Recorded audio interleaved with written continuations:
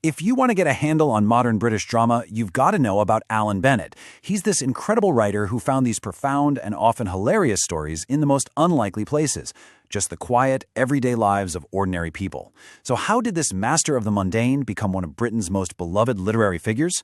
Well, let's dive in. Gentle irony and compassion.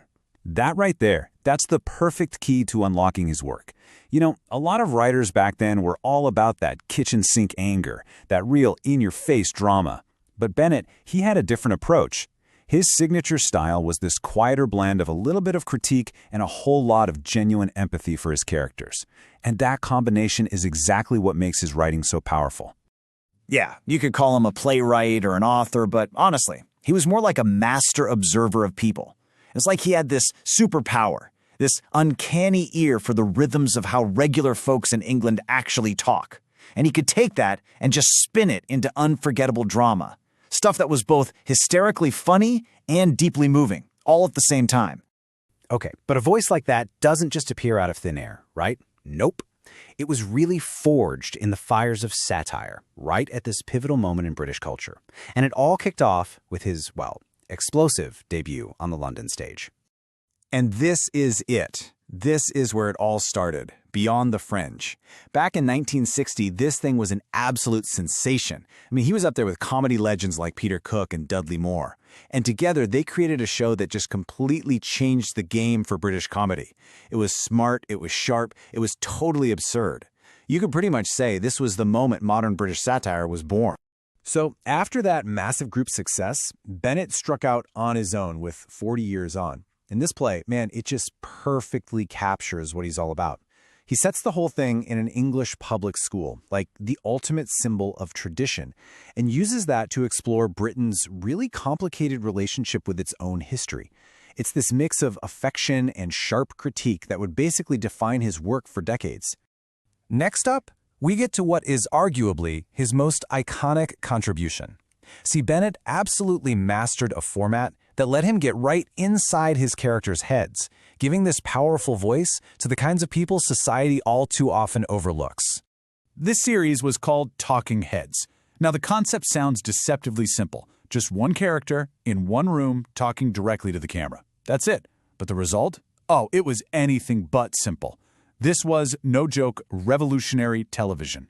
Because through these monologues, Bennett just peeled back the curtain. He gave us this intimate glimpse into the inner lives of people we might pass on the street without a second thought. All of a sudden, we could see their loneliness, their secret hopes, their quiet desperation. And he did it with such incredible humanity and humor, proving that every single life contains a rich, complex story. But don't think Bennett only focused on these small, domestic stories. Not all. He also tackled huge historical and political themes. The trick was, he always approached them through a very personal, very human lens. He had this amazing gift for making history feel, intimate. I mean, just look at this timeline. In The Madness of George III, he examines the entire institution of monarchy by focusing on one man's personal struggle. With The History Boys, he debates the very meaning of education itself, and in People, he critiques how we sell our own history. See the pattern? He's always connecting the grand sweep of history to individual lives. And The History Boys is a perfect example of this. The whole play is built around this conflict between two teachers. You've got Hector, the idealist, who believes you should appreciate knowledge just for the love of it. And then you've got Irwin, the pragmatist, who's totally focused on exam results and practical outcomes. It's a huge debate about the very soul of education, played out in one northern grammar school. So, when you put it all together, why does his work continue to resonate so deeply? What is his lasting impact on culture? I think his enduring power lies in his masterful ability to make you laugh out loud one moment and then feel a profound sadness the next. This blend of humor and pathos, you often find it in that little gap between what a character says and what they truly mean. And that's what makes his work feel so true to life.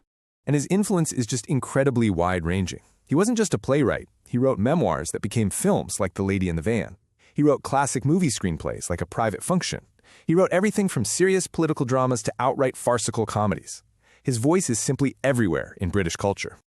So ultimately, Bennett taught us to look closer at the world around us, to find the drama and the dignity in everyday life. And that leaves us with a pretty fascinating question to think about.